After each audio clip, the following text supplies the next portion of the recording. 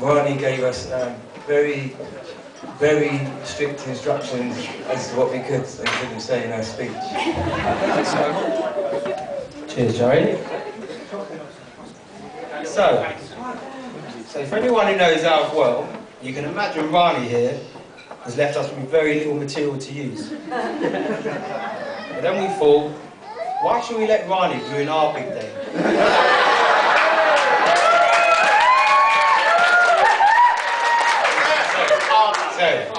So we wrote 2 speeches, a cut and an uncut one. And we thought we'd leave it up to the guests here to decide.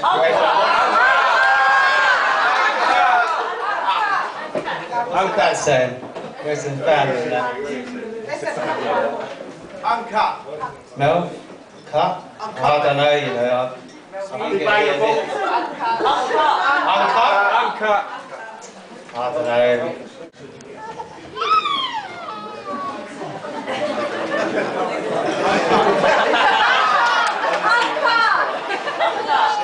You know what, actually, that's pretty much it.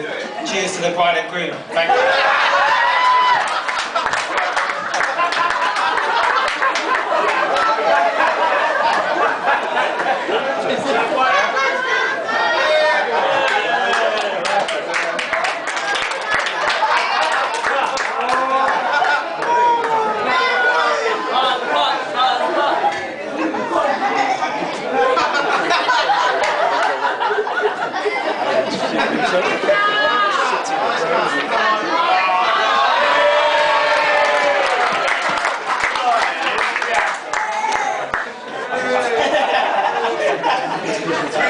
That you was going to keep it like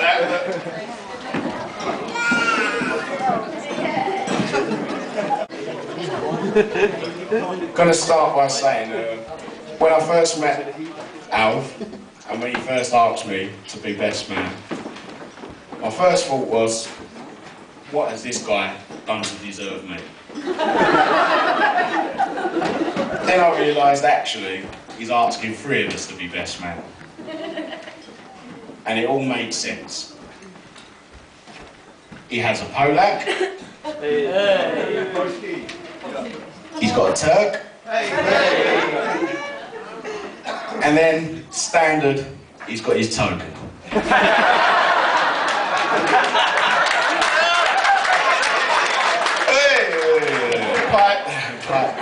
Racist. Racist. Terrible. So anyway, I happily accepted and started to think about the things a best man entails. Alf is a well-organised person.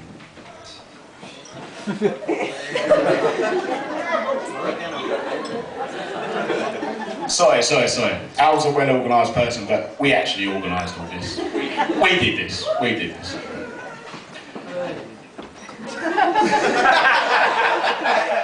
Kinda.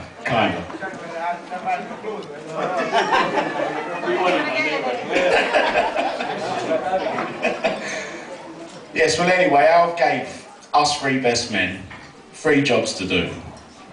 Ash was in charge of organising the stag do, myself in charge of organising the stag t-shirts, and the top honour went to Joey for holding the rings.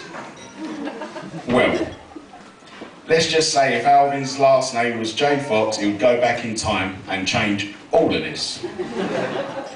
Ash booked us into a weekend away at Brno where it's minus 13 degrees, knowing full well that he don't even like ice. Hence the collarbone. And myself, I have 12 Sports Direct t-shirts, indoors, no prints, never went anywhere.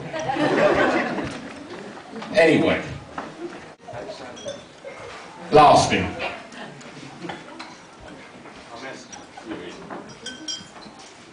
Right. I've known Alf since we were young, as we both grew up in the same area. It wasn't hard to miss Alf in Ilford with that trademark bird's nest on his head that you would call a haircut. Anyway, more about Alf's hair later. So I knew Alf, I would say it's the last few years that we've got much closer. A few years back now, I remember we were struggling for players for my 5-a-side football team. So I asked Rick here if he could get a player to fill us in. He suggested Alf, because he's never got much on. So I rang Alf to see if he's up for it. And Alf replies, full of confidence, yeah, of course I can play, Ash. Then began to tell me about how good he was as a kid. The first thing I thought was...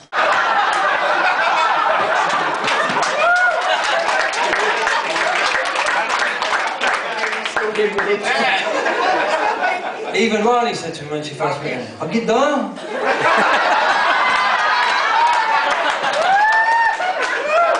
Tuzi tika.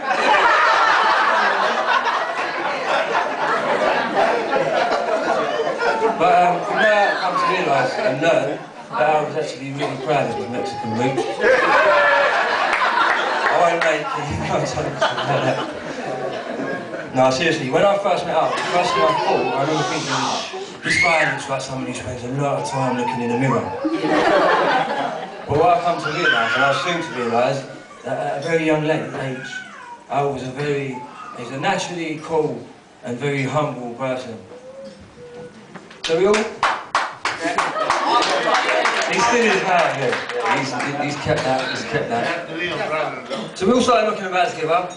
And there was a pretty big group of us back then. There was about 20 of us or so, doing what young lads did and learning about life. And me and Alf, no, it was an incident. Hello, Len. Hello, mate. You've only got 10 minutes, Len, mate. Finally, let's get back to it. Funnily enough, it was an incident with the police that led to us becoming really good friends. One night, we was accused of stealing and setting fire to a car. We was walking down the road. That's how we used to walk back in the day. And this bully bus full of rowdy police all foaming at the mouth and ready to smash the life out of me and my Mexican mate.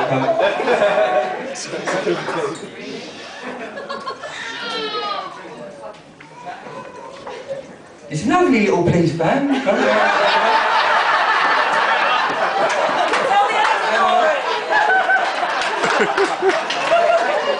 They asked us ever so nicely, "Stay there, please." At this point I was panicking because his green card had run out about 3 months ago.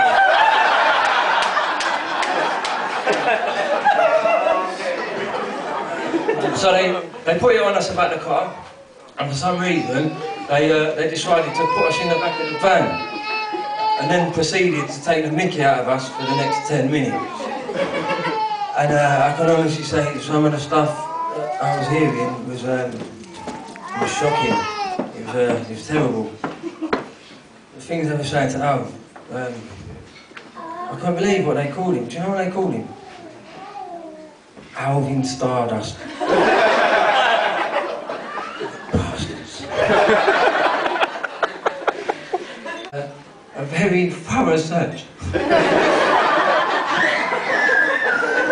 They even looked down our pants. Actually, why? The officers of the law present. Yeah. Are they allowed to do that? No, seriously. Really? Because we want an answer. Because this one chap in particular, he had our trousers got stretched out like this. He was standing there like he was holding a couple of Rottweilers on a lead. Just looking.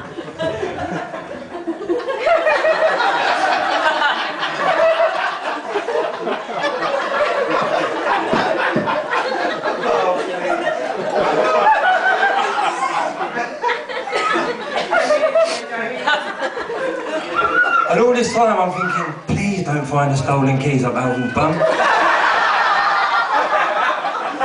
Why didn't you hide them in your hair? Traumatic experience. Alvin's always hated the police. No, not really. He's just scared of them. And I know that Ronnie's the boss in his relationship, so nothing is going to change there. Cheers. Next. You've got another 20 minutes of this.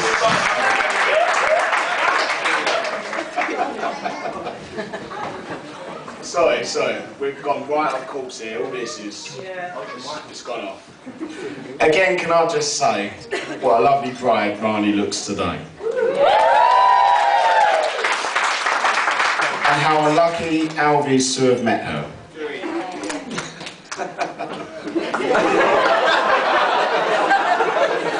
No, I mean it, seriously, I mean it.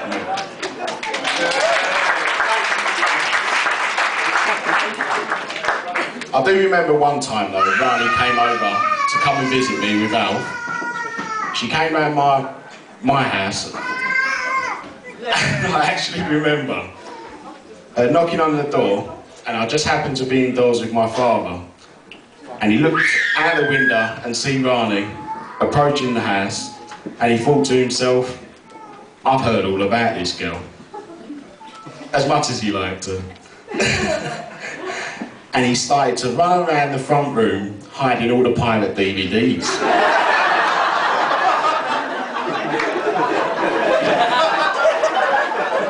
I was like, seriously, honestly, Dad, she's got bigger and better fish to fry than that. Well, anyway, after a short visit, my dad came to me, and my dad is a good judge of character. And he said to me, do you know what? Alvin has done really well there. He's met someone who looks like she actually likes Alf.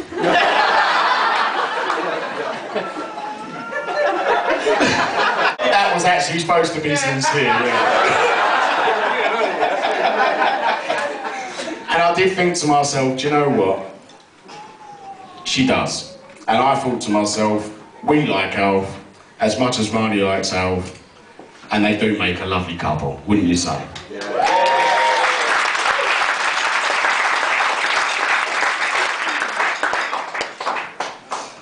Okay. Alf is without a doubt the most organised man I've ever met. If he could get away with it, he'd organise his own surprise birthday party. This was never more apparent than on his stag do. Alf was organising everything. The clubs we went to, the activities we did. He was even making sure we'd all eaten, had enough sleep, and even had a bath. It was like having a best mate, wife, and mum there all in one. Even though he was the groom, it was like Alf was also the best man on his own stag. This is why we labelled him the broom. Because every responsibility needed to be organised, he just swept them up. Also, the fact that his haircut looks like a broom made the name even more perfect. This brings me to another one of Al's attributes, his caring side.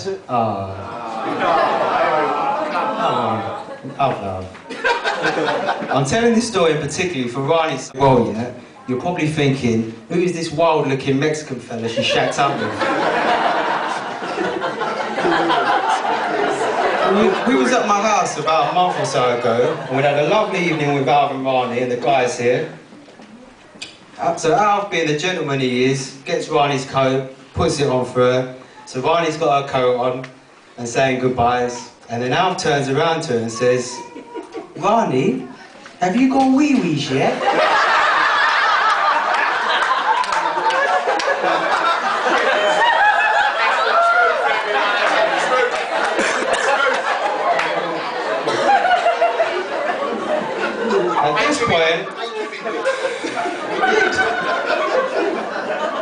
At this point, everyone started laughing hysterically, especially Rani, which left me in two minds whether she now needed to go or not.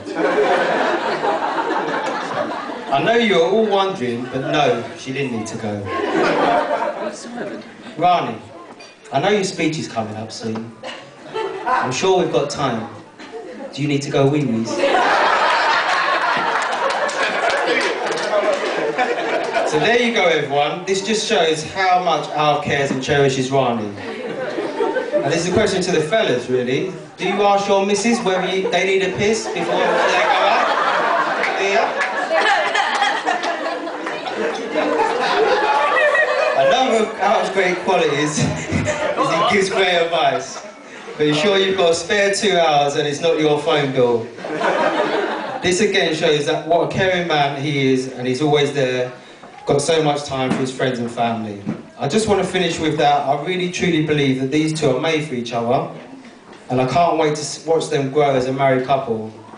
They both deserve each other, and they are both great people, and I have a lot of love for both of them.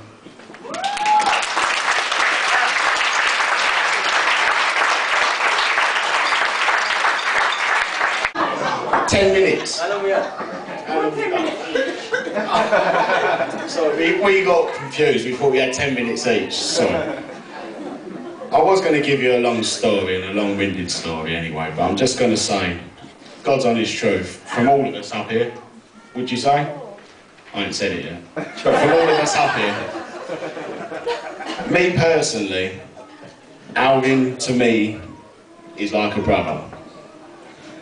And the fact that Alvin is my best friend, and the fact that he asked me to be his best man, means everything to me.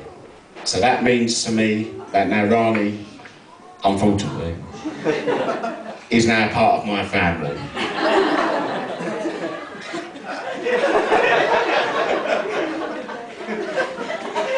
And I would just like to say, welcome to the family.